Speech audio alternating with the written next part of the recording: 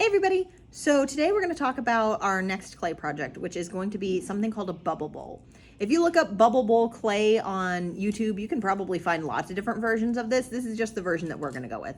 So things that you're going to need. You're going to need maybe a plastic baggie to keep everything in, make sure it's nice and large. You're going to need a plastic or styrofoam bowl with a paper towel in it. Make sure this paper towel is dry.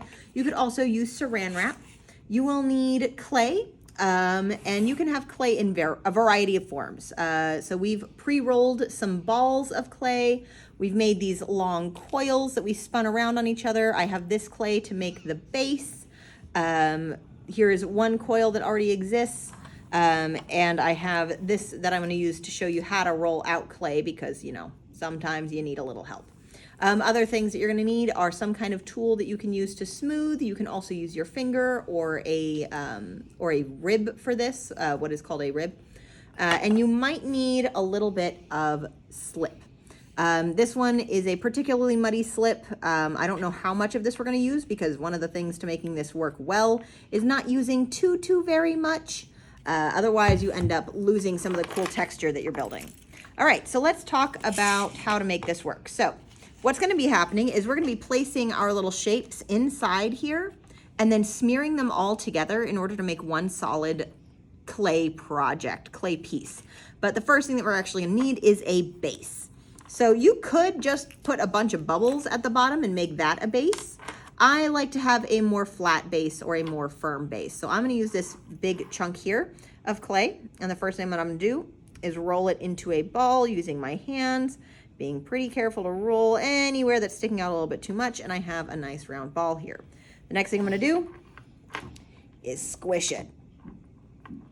I want this to be a little bit thinner than I think it needs to be because a lot of the clay from the walls is going to come down and smear into that bottom. So generally, rule of thumb for clay, make it about Sharpie thick or about pencil thick. So this one will be a little bit thicker than a pencil by the time I'm done squashing it. So you can kind of see how thick that is.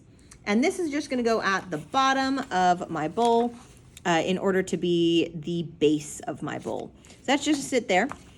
All right. The next thing that I'm going to show you how to shape is a coil like this one. So right here I have a little log of clay. It started out exactly the same as a ball, a little bit smaller than that one and a little bit bigger than these ones. And I roll it between my hands to get started. Now, what kids tend to do is they tend to roll it in their hands like this, just between the heel of their palm and the top of their palm, so that they're really only rolling about this far. The problem with that is it's a really short distance and it's going to end up with a flattened, like I'll show you. When you don't roll very far, you end up with something that's a little more flattened like this. We don't want that. We want something round. So what we need to do is roll for a longer distance. So you'll see how my clay goes all the way from the top of my knuckles all the way to the bottom of my palm. And that will give me a lot more roundness. I am not pressing very hard. I am, in fact, just barely pressing down on this at all. If you're squishing it down, you're just going to cause it to get squished. One more thing that you need to remember for rolling out clay is that once you get it to a certain distance, it's no longer one hand, it's two. And you'll notice that as I roll, I'm moving my hands apart. Again, I'm not pressing very hard. I'm just very lightly pulling, and that is making my clay longer.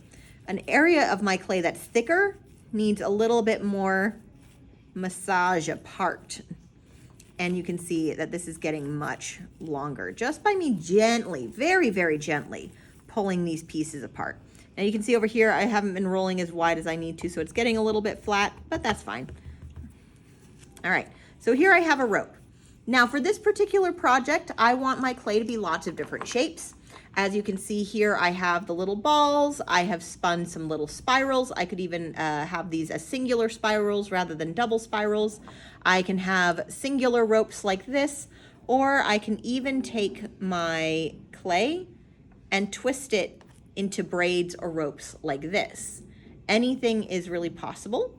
I think in this particular case, I will let these set aside for a hot second while I figure out what I want to do with them, because I do know, for me at least, the first layer that I want outside of my regular little base, I want to do some little balls. So what I'm going to do is I'm going to start placing these around my base. And I hope that I have enough to get all the way around, which I think I will, but only just. Bam. All right, so I've got this layer of little balls. All right, and then what do I want to do after that? I think I will put in some of my little spring coils. I'm gonna have that one there. This one here-ish. This one there-ish. Sure, that works.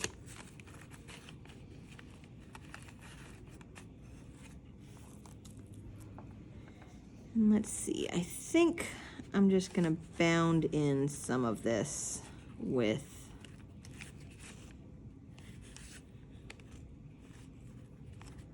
another couple lengths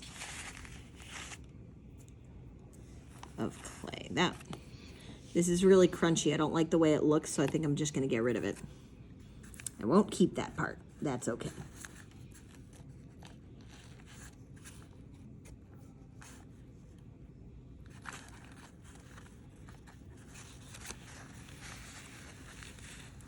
All right, so this is my general layout right here. I might need to get a little bit more clay to get this last little bit filled in, but that's about what I have.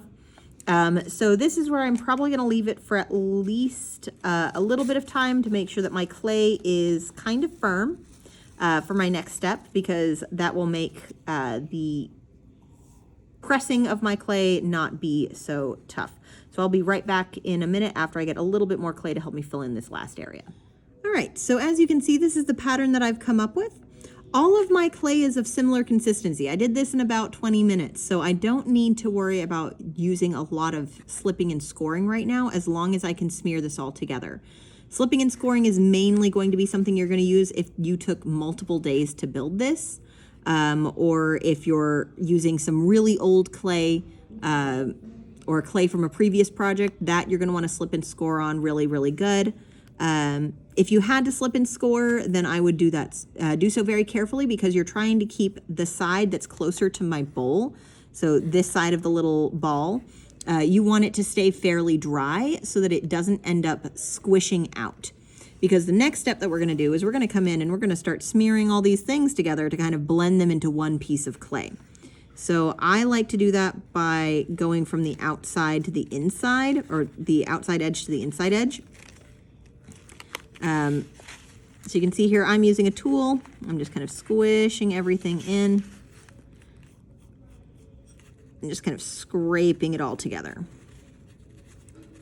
Again, I do not want to press so hard into the side of my bowl that the texture of the ball on the outside, the side where there is still rim of bowl or plastic of bowl to touch, I don't want that to get squished. Again, so I'm trying to be fairly gentle. I'm trying to scrape across, not smash down. So you can see all of that is still smeared. All right, so next would be moving on to my coils. Big gaps like this are where you're gonna have the hardest time. Can you keep those gaps? Absolutely. There is no reason why you have to get rid of them.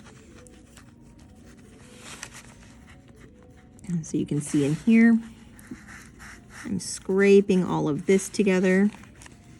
And I want to scrape this into here. And some of this little section has all smeared in, which is good. This big section might not, and I might have a hole in my bowl. That's okay. I'm not using this as a cereal bowl. It's more going to be for like jewelry or just knick-knack keeping, so that's not going to be a problem. So I'm going to come in here, get this all smeared together like so. I really like using a tool for this, but if you don't have a tool, your finger works just fine. Do not feel like you have to have a tool. Tools make it a little bit easier. but mostly just because then you can actually see what you're doing and don't have to look around a big old sausage. All right. I do need to make sure that any of the pieces that are touching are smeared together really good. So I'm going to probably try to smear at least one direction, sometimes two.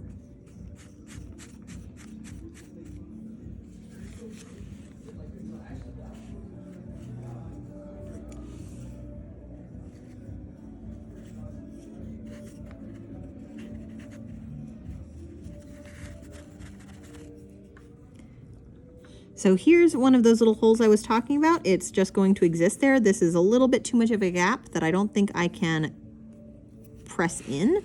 Meanwhile, all of this is just going to get smeared together. So be wary that you don't under smear, be wary that you don't over smear. It's a little hard to get used to it until you've been smearing these together for a hot minute. Again, I'm going to smear in both directions, just to make sure it's all nicely homogenized. All right, so I'm gonna come back after I've got everything smeared together and you can see where all my little holes are. I'm gonna talk about how to smooth out this texture, should you want it to be smoothed at all, because it's always an option to keep it kind of rough. All right, so this is me having smoothed this all out with this tool. Again, I'm trying to make sure that all of my pieces that are touching have been smeared into one another.